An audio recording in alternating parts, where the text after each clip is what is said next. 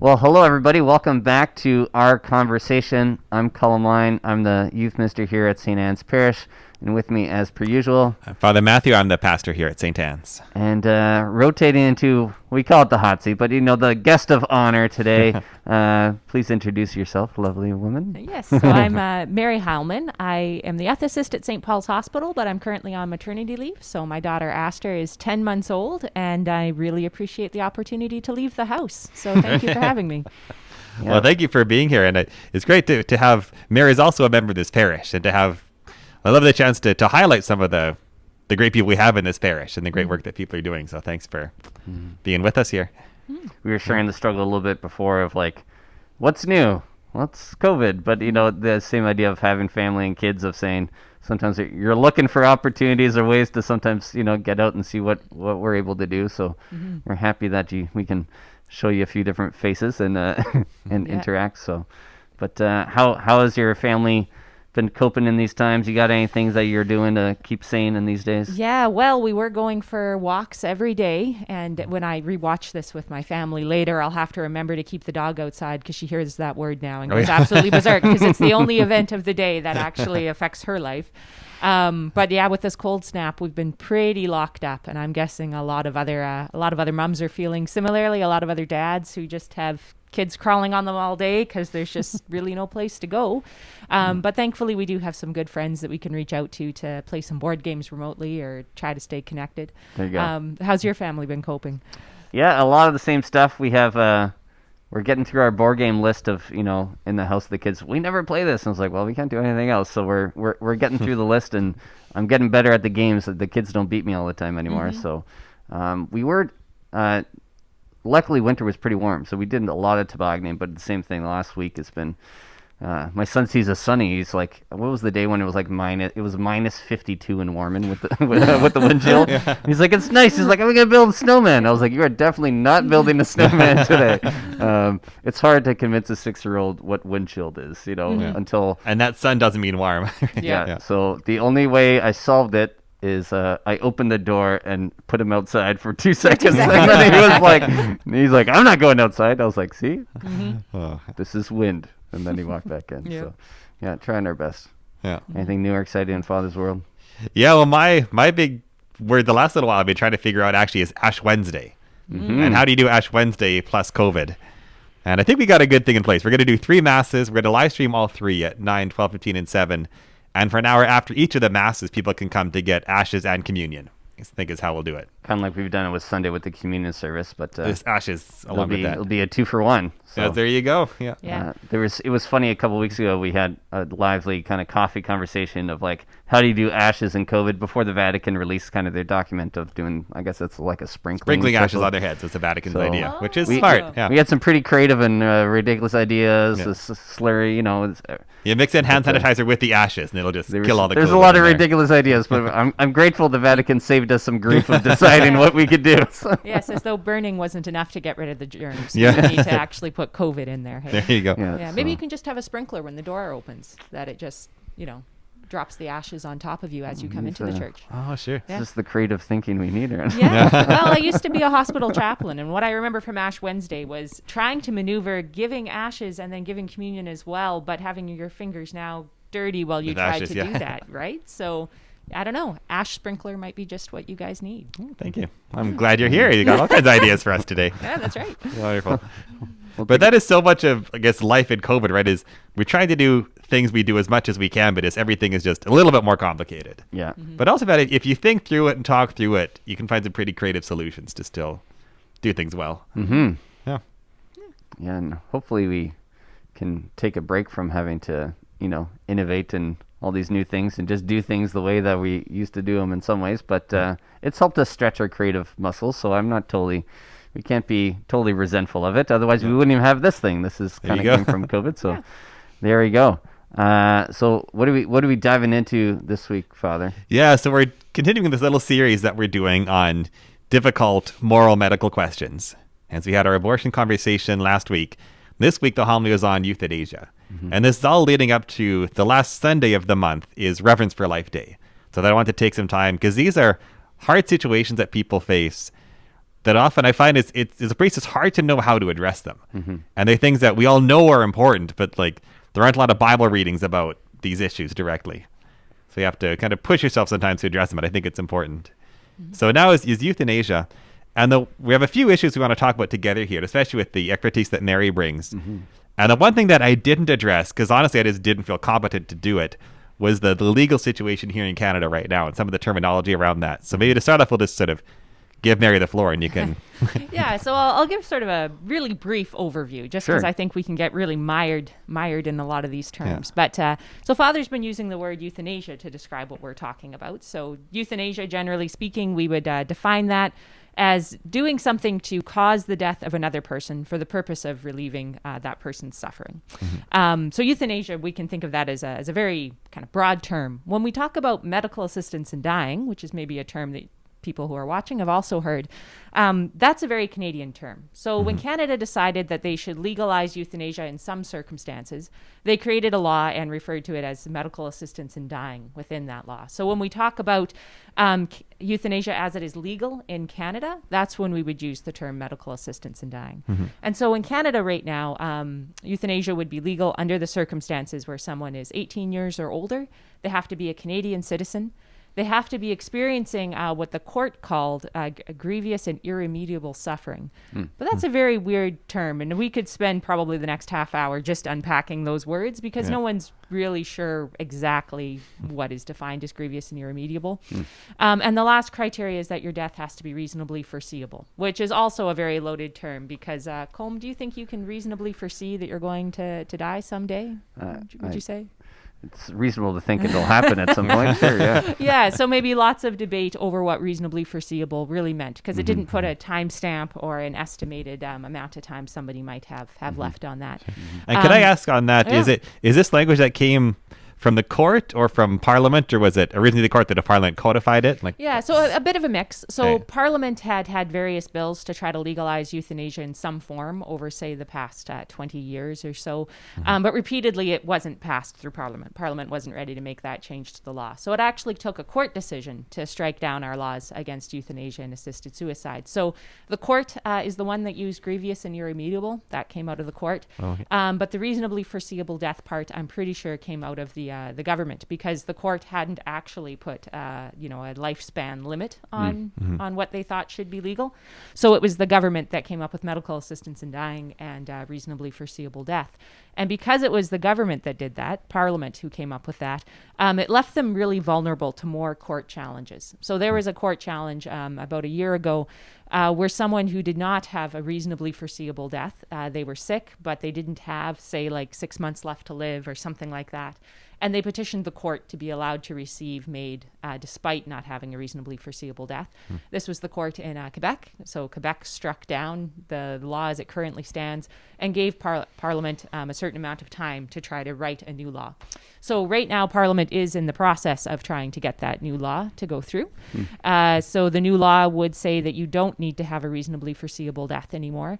And I won't get into sort of the nitty-gritty of what that law says, but reasonably foreseeable death is the main thing that they are seeking to remove, to create a path for someone who is sick or perhaps has a disability to still access MAID. Right now, it's being it's in the Senate, so it takes a while for things to get passed. And I think the deadline to pass the law has been extended to the end of February. Last time I checked, so we'll see where it goes from there. I know that right now there's some debate over whether mental illness alone would be enough for you to receive medical assistance in dying in Canada.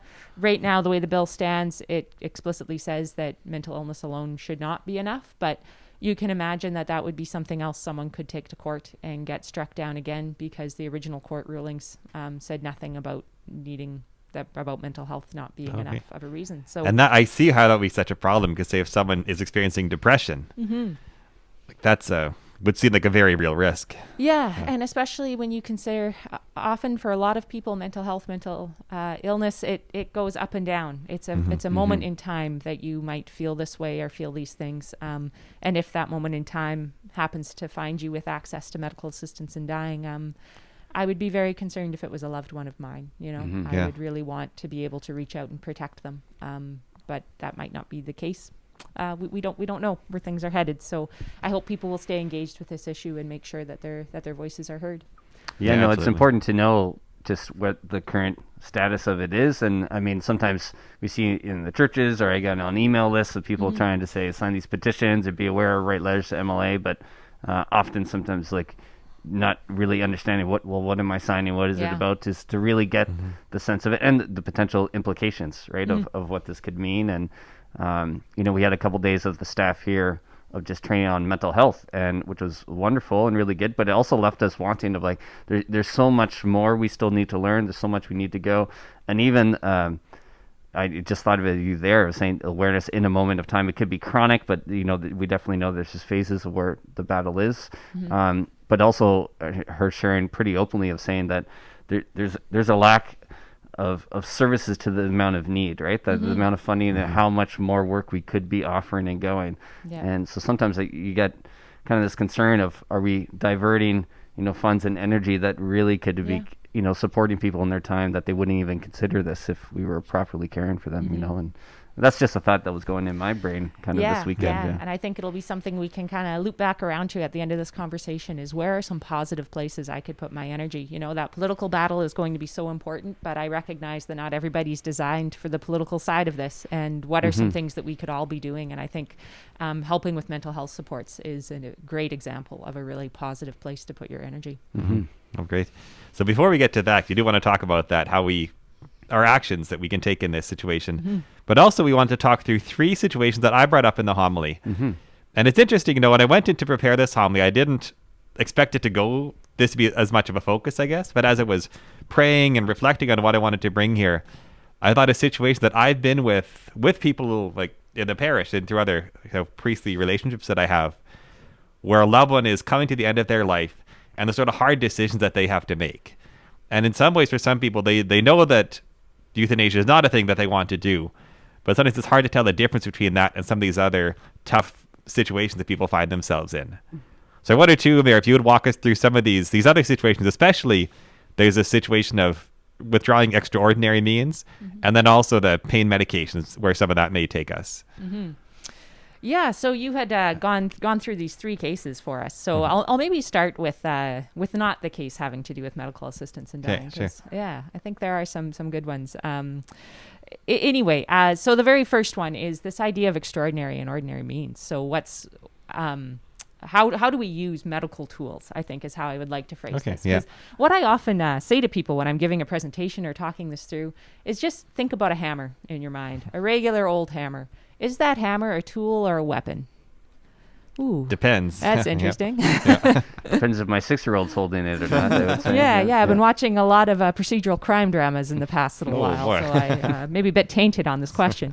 But what I hope you'll recognize is that it's really not the hammer itself that's good or bad. It's what we're going to do with that hammer in a specific situation that winds up turning it from a tool into a weapon, or vice versa. So I'd encourage people to think about medical technology in that same way.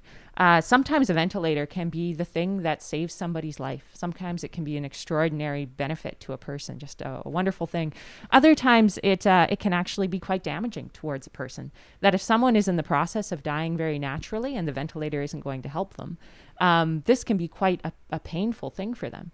So what we're asked to do is to weigh the benefit of what we're doing versus the burden of that treatment, and to try to establish whether for this individual in this scenario, it's an ordinary thing that really is required of us to provide them with, or something extraordinary that goes above and beyond, and that we really morally, ethically can say no to, can acknowledge that this might not be the best thing for this person in this scenario.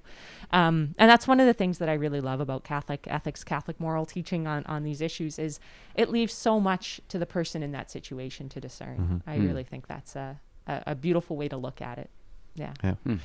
And what I found, some situations I've been in especially say if the person on the ventilator is not conscious, non-responsive, and it does fall on their loved ones to make those decisions, like they can feel a lot of weight and sometimes a lot of guilt, because they feel, well, it's my decision to stop this is leading to the end of this person's life.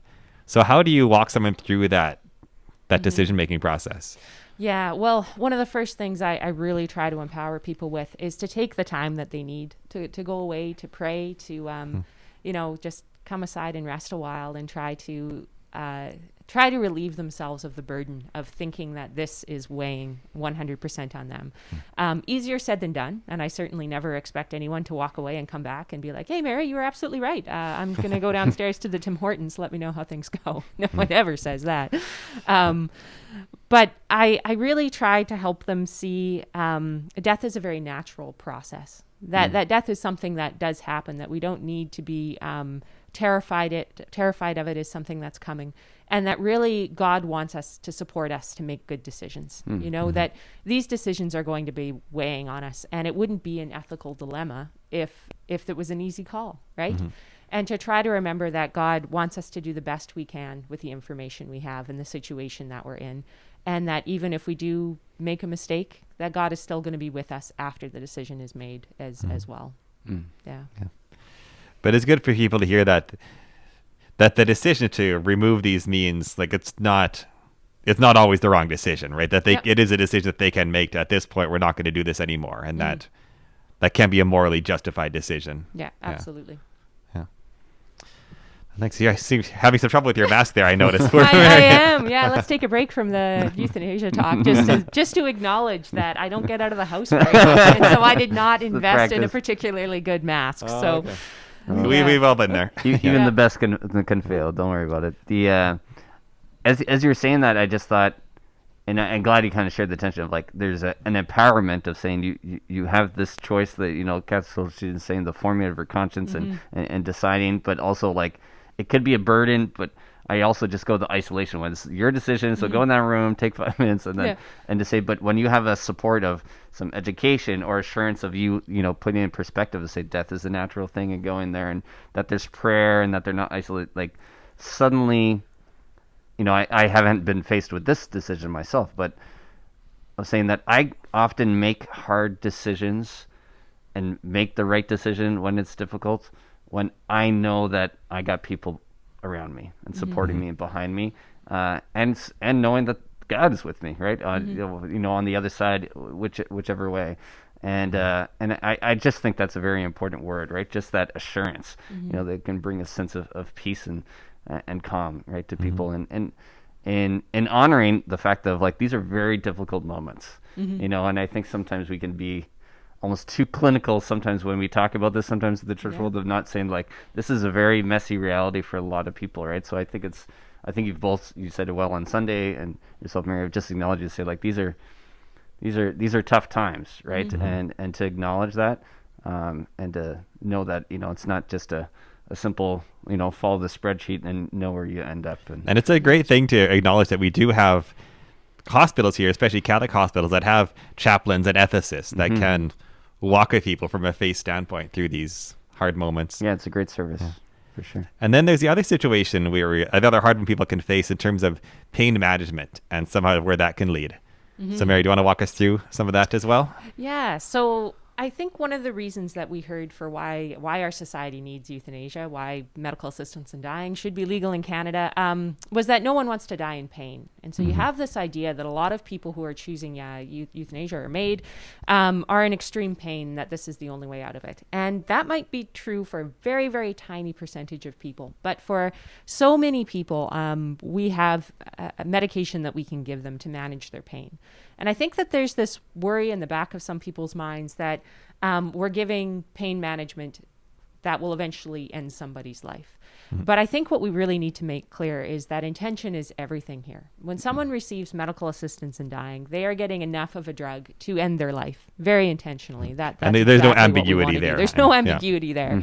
But when we're talking about appropriate pain management, what we're trying to do is to find a line to manage that person's pain without giving them so much medication that it would shorten their life. And I've heard some palliative care doctors talk about how they would be very surprised to learn that the amount that they've given has actually ended someone's life, because they're trying to err so far on the side of keeping that person alive and talking with their family. Now, that doesn't mean that there might not be a situation where, in order to manage pain, a secondary effect might be that person's life comes to an end. But the intention is so important. knowing that ending that person's life is not what we wanted, not what we were trying to do, that we were trying to find that line to give them enough medicine to really manage that pain and help them live through their last days with their families. And that's such a key thing. That's great. And that is just good care for someone. And is to give them what they need to do to manage their pain. And that's what we ought to be doing when we support. Yeah.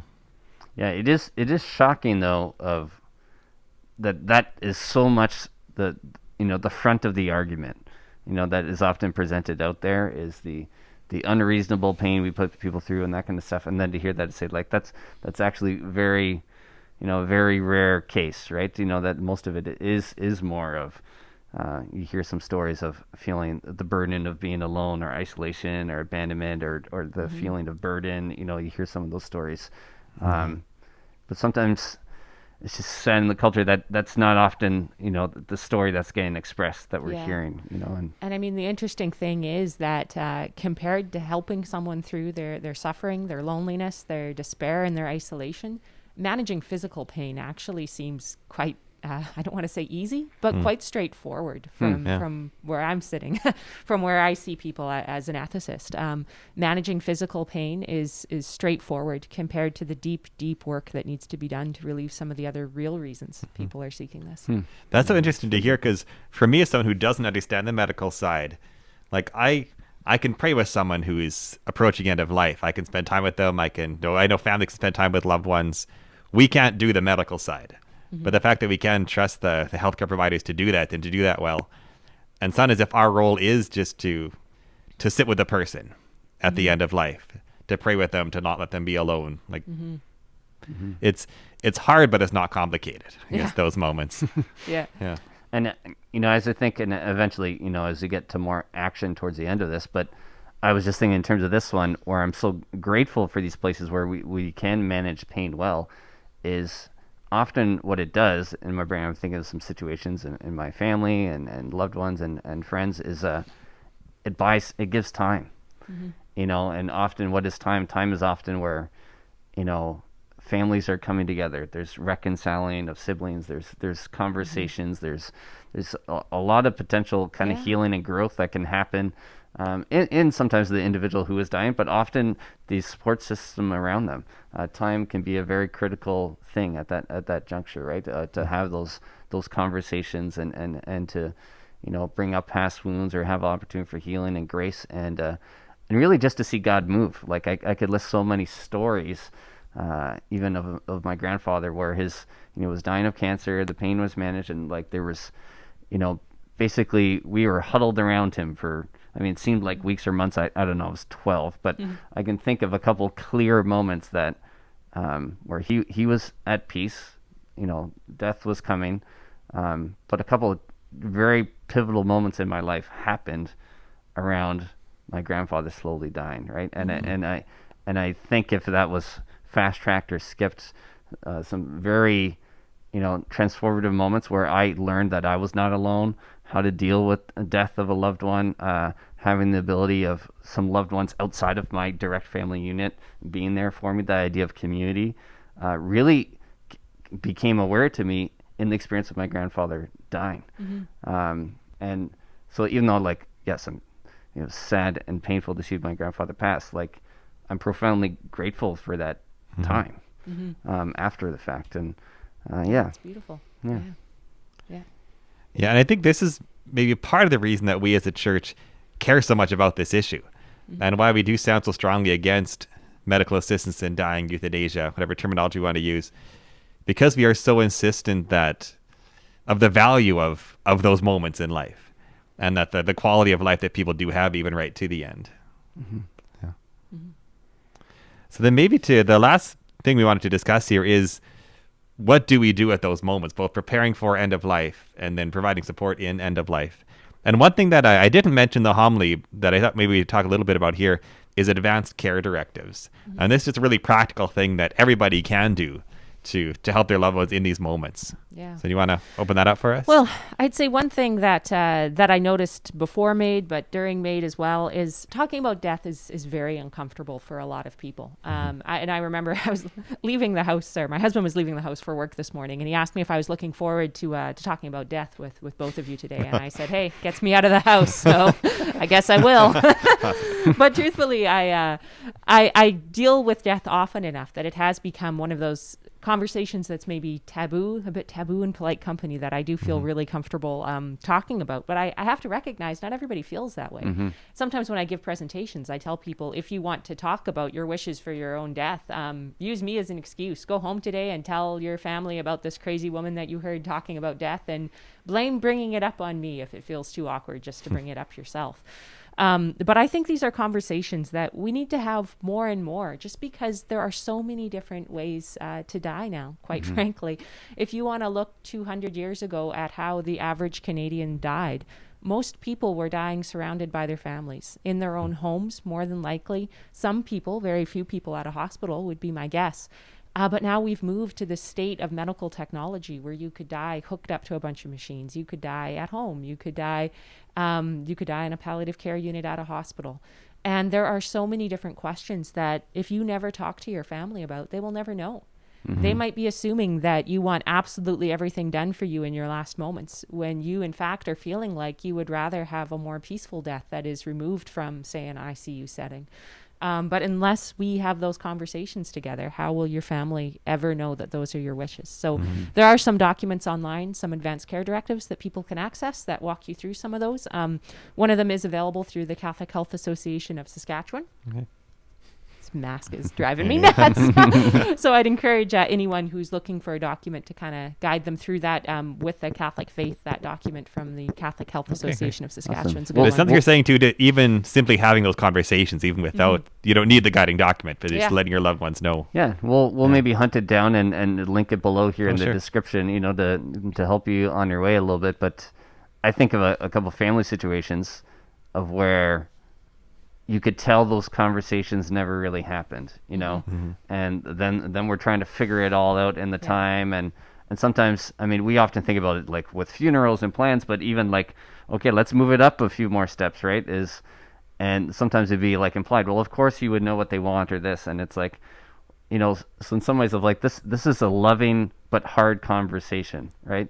To have in advance, to say this is care for you and for the loved ones, to say that, we're going to remove some of that strain or the stress that's going to come down, because we can anticipate some of this to some degree, right?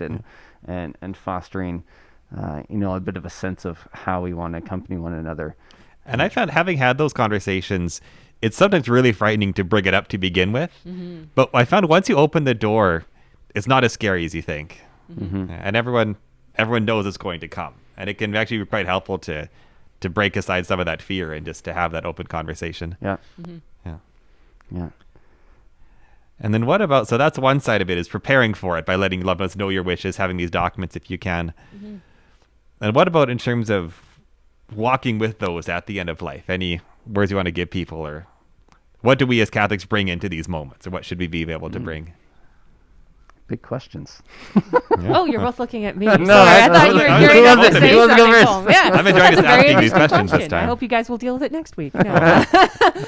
No, I really feel that one of the things our Catholic faith has to give is hope. Honestly, I think that when you're approaching the end of life and you feel so disconnected from the rest of the world, I feel like that connection that our faith can bring, that hope in what could come next, it is really so key. I was sharing with both of you before we kind of started up the camera that around the time that I was hired as an ethicist, I lost my own father to cancer, to a brain tumor. And when I look back on that time, like an impossibly hard time filled with so many moments of despair where we felt like we were just losing him bit by bit, but also some incredible moments of hope, incredible moments of connection with him. I'll tell this story and hopefully I won't start crying. So make sure you guys have some stories too here to cover for me. But a few days before he died, I had gone through just a few just really heartbreaking things in my life. And he could no longer talk. I had spent day after day with him, not able to talk. And I decided almost to use my dad as a confessional one day, and I went and told him all the things that were on my heart. And his eyes opened up and he said, "I love you." Wow. You know, after days of not talking. Who could have predicted that that would have happened? How could anyone who might have been supporting medical assistance in dying, or maybe thinking that my dad was beyond hope, that those days were going to be wasted, know that he was going to give me just that little nugget to hold on to, you know?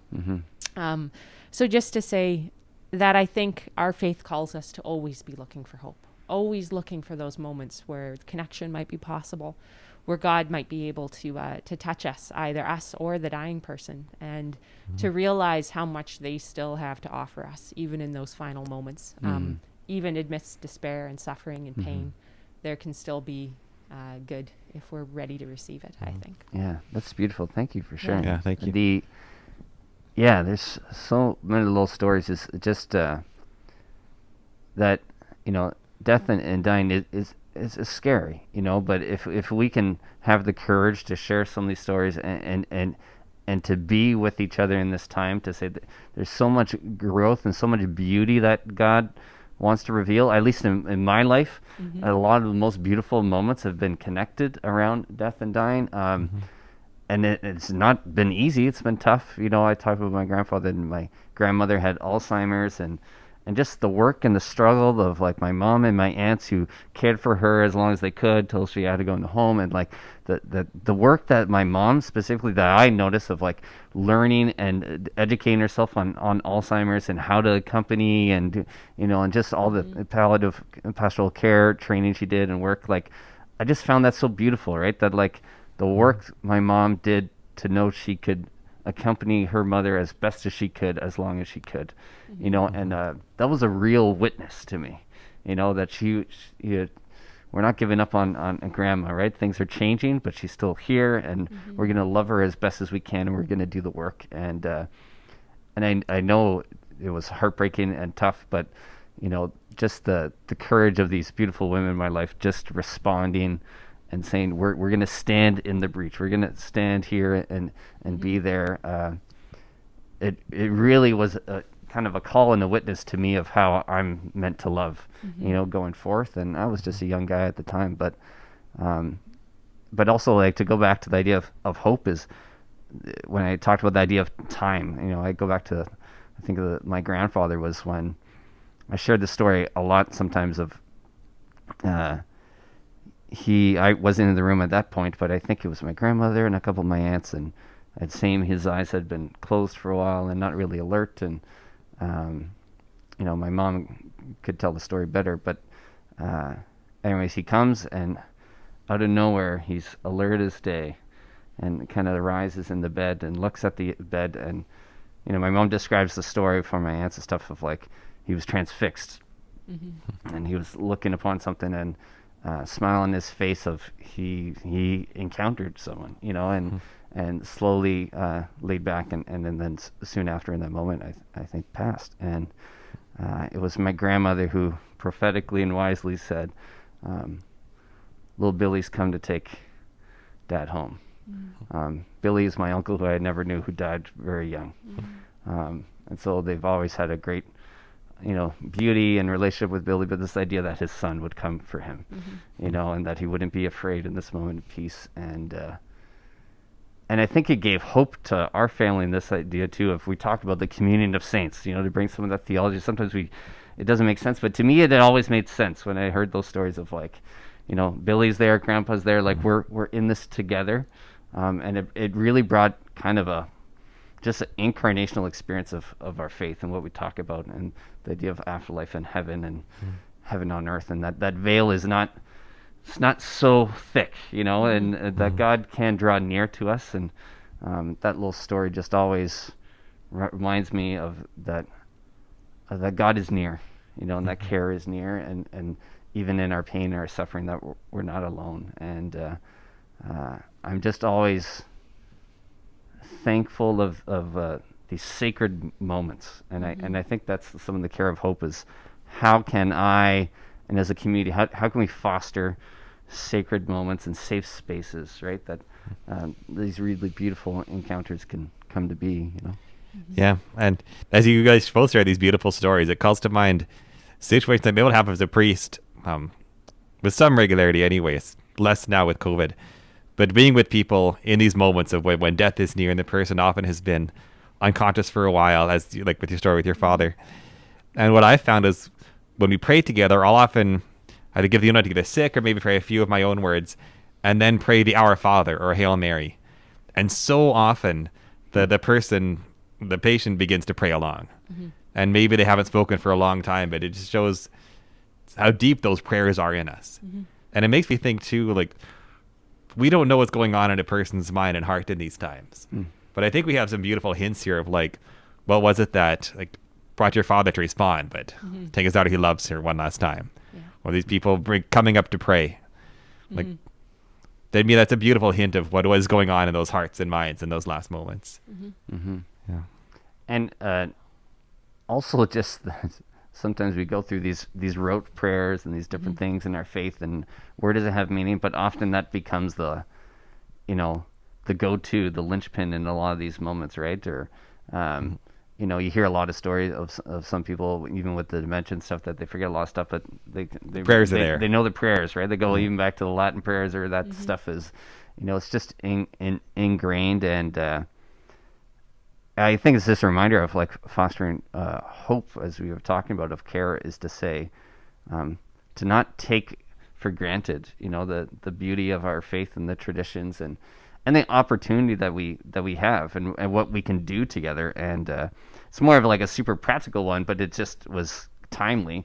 The thing I shared is they shared kind of the news, the article, I think, in Star Phoenix about the new hospice, and just the idea of like, that's our community coming together to say we're gonna care for our people well. And that was just a real light, and I was just really excited about that. And to say like, yeah, there's a lot of good that we can do when we come together. Yeah, I think so too. I think our hospice is really going to be a beacon to show, so much of the conversation around euthanasia is what are we against. Like I appreciated, Father Matthew, that you started your homilies by saying abortion no, euthanasia no, vaccines yes. Yeah. But now what are we going to do with that? We need to show people what we're for. And I think I would love to see a church that is known for what we are for, not for what we are against, as important as it is to make those clear statements. I think something like our hospice can serve as that beacon to show people that we're for hope, that we're for helping people find those moments in their last days. Yeah. Well, thank you both. I think that's a great reflection on these challenging situations we can face. And if I could just add one more thing to our conversation. We didn't talk about this before, but, medical assistance in dying is becoming relatively prevalent in Canadian society. I don't have numbers for you right now on how many there are, but I think it's, I don't think I'm going out on a limb when I say that probably some of our parishioners have been touched by this very personally, that they might know someone or have loved someone who has chosen this or considered it. And I think one of the challenges before us as a parish community in the days ahead will be to find ways to talk about this, to talk about who are the survivors of MAID. How do we live knowing that someone in our lives chose this?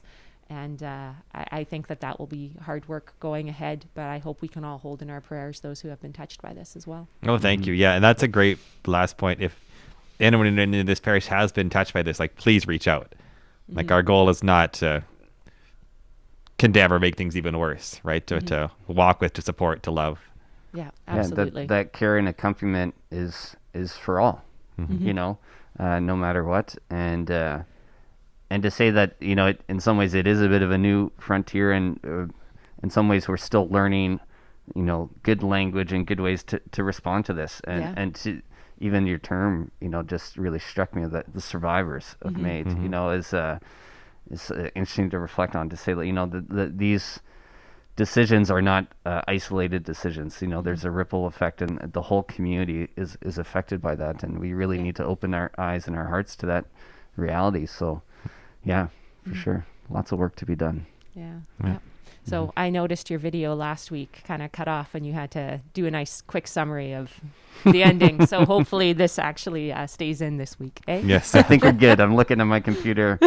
We're blessing well. We Good. got a young adult expert coming in who said, I think he's interested to say, hey, you need some help with editing or this kind of stuff. I said yes, maybe these things will stop Great, happening to me. You know, Youth Minister, know how to do lots of things, but not many things well. So feel free to we take free advice at any time. But no, we're really grateful you can make time to be with us here today and to share your wisdom, but also your stories, and just that vulnerability. I think that will touch a lot of hearts and help all of us know that we're not alone, and this issue really does affect so many of us. And if not directly, it probably will for many of us, and that we should be aware of it and really hold it in our hearts and to pray for one another, especially. I think I'd shared before on here of especially in COVID and isolation is, a potential concern that, this might be on people's hearts and minds a bit more, with struggling with isolation. And so I guess that's just a thing for us, as I think is don't be afraid to have those conversations. If it's awkward, blame Mary. She gave you permission. So, and just reach out and check in on a loved one and see how they're doing and let them know that they're not alone. Yeah, thank you. All right. Thank you. God bless. We'll see you next week.